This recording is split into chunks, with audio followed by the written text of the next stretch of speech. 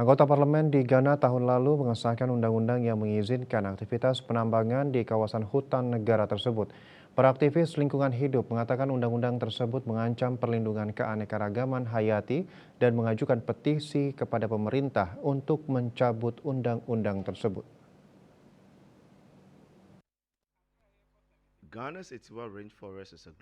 Cagar hutan pegunungan Atewa di Ghana adalah kawasan dengan keanekaragaman hayati yang penting secara global, sebagaimana ditetapkan oleh Persatuan Internasional untuk Konservasi Alam.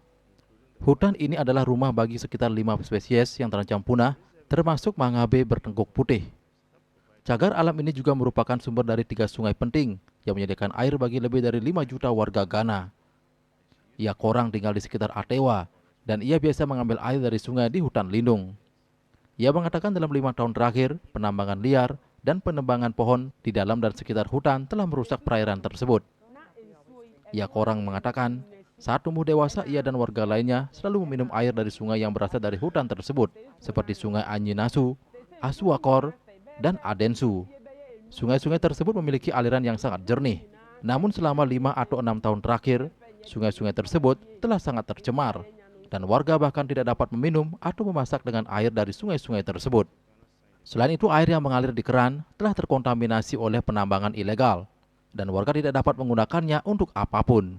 Environmental advocates say is illegal and risk the lives of over 100 threatened or near extinct species.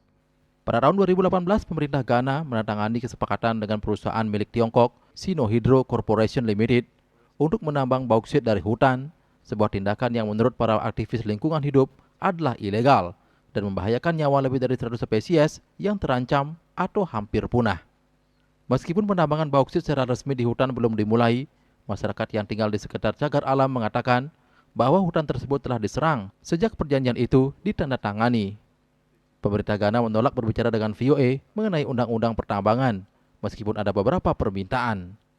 Kelompok masyarakat sipil terus mengajukan petisi kepada pemerintah untuk mencabut undang-undang tersebut dan melindungi hutan lindung negara.